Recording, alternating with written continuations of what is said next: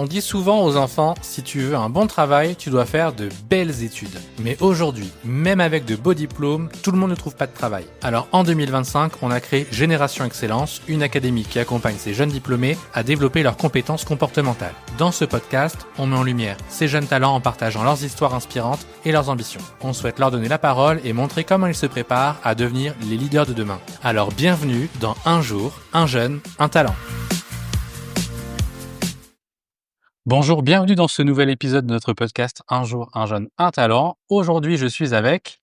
Amadi, bonjour Amadi, comment vas-tu? ça va très bien et toi? Ça va, premier podcast pour toi comme pour moi. Oui, effectivement.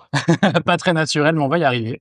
Alors, quel âge as-tu, Amadi? J'ai 26 ans. 26 ans. Ouais. Et est-ce que tu veux bien nous expliquer un peu ton parcours scolaire, tes études, et si ces études-là ont été un choix pour toi? Donc, j'ai commencé par un baccalauréat du coup en accueil et relations clients, parce que j'ai toujours été intéressé et passionné par le commerce. Ensuite, un BTS du coup en management des unités commerciales, et après jusqu'à plus récemment une licence en parcours commerce international et un master en gestion d'entreprise. Et donc ça, tu as choisi à chaque fois de poursuivre ce parcours dans la gestion d'entreprise, et j'imagine un peu aussi le côté aspect financier d'entreprise. Oui, c'est ça, ouais. En fait, au début, je savais pas précisément ce que je voulais faire et j'ai suivi du coup mon intérêt pour le commerce et qui a débouché après par la suite vers un poste plus encadrant qui tend vers la gestion d'entreprise. Ok. Et donc, tu es inscrit dans le parcours Génération Excellence. Quelle était ta motivation pour rejoindre le parcours et qu'est-ce qui t'a intéressé le plus dans ce qui t'a été présenté du coup pour rejoindre ce parcours? Ma motivation du coup pour rejoindre ce parcours, c'était d'approfondir en fait mes compétences vu que je sors d'études pour pouvoir mieux me vendre lors des entretiens et apporter aussi une plus-value complémentaire en fait à ce que j'ai pu apprendre pendant mon parcours scolaire, donc au niveau de la gestion et de mon organisation en conditions réelles de travail. Donc, quel type de compétence tu penses est la plus importante pour ton futur professionnel? Je dirais la gestion de l'organisation Ouais. au travail et ainsi que la gestion des différentes émotions qu'on peut traverser dans le cadre de son emploi. Ouais, c'est important aujourd'hui la gestion de ses émotions au travail. Oui, si, oui, beaucoup. Alors, est-ce que tu pourrais nous raconter un fait marquant, ton histoire perso ou pro, que tu aimerais nous partager et en quoi ça a contribué à te forger, toi, en tant qu'individu? Donc, en fait, c'est que au départ, je savais pas exactement ce que je voulais faire. Donc, j'ai été tout d'abord orienté vers une seconde qui n'avait rien à voir avec ce que je fais aujourd'hui. Donc, c'était en maintenance des équipements industriels. Et suite à une conversation avec mon grand frère, que je remercie encore aujourd'hui, qui m'a aidé à relativiser sur le fait de redoubler, parce que pour changer d'orientation, j'étais obligé de recommencer sur une page blanche, en fait, redébuter ma seconde, et j'ai pu le faire depuis ce jour-là, et c'est ce qui a guidé mon orientation vers le commerce et maintenant plus précisément vers la gestion d'entreprise et l'entrepreneuriat. Ouais, et donc du coup, aujourd'hui, ça vraiment, c'est le sujet qui te passionne, quoi. Ouais, vraiment, ouais. Ouais. Là, je m'épanouis totalement Donc dans... du coup, le redoublement a été hyper bénéfique. Vraiment.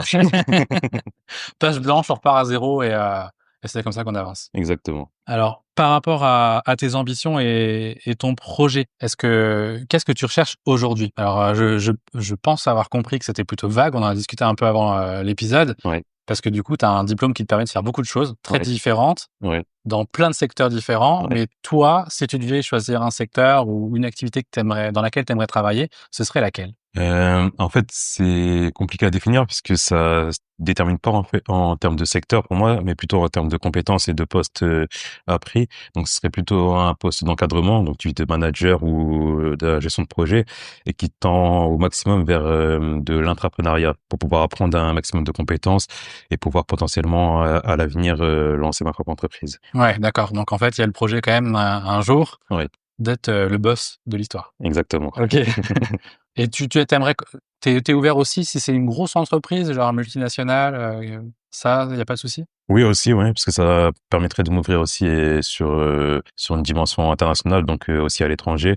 Et j'ai pu apprendre les langues durant ma licence en commerce international, donc ça pourrait être vraiment intéressant et une réelle plus-value pour moi.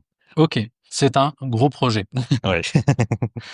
Alors, quel conseil tu pourrais donner à ton futur manager pour bien t'intégrer dans son équipe? Qu'est-ce que tu aimerais lui dire à ce futur manager? Je dirais qu'il doit être à l'écoute de mes besoins professionnels. Il doit avoir quand même une certaine proximité, même si c'est pas forcément amical, parce il y a une certaine distance au niveau hiérarchique, mais quand même une certaine proximité. Je peux être à l'aise de parler de différents sujets avec lui, et que le métier, l'émission qu'il me confie résonne en fait en moi sous forme d'une motivation importante qui me pousse à me dépasser en fait de jour en jour. D'accord. Là, on va changer un peu le concept. D'accord? On était sur des questions et des réponses, on va dire argumentées. Là, on va passer sur du tac au tac, du 100% naturel. Et t'es pas au courant des questions que je vais te poser. Non.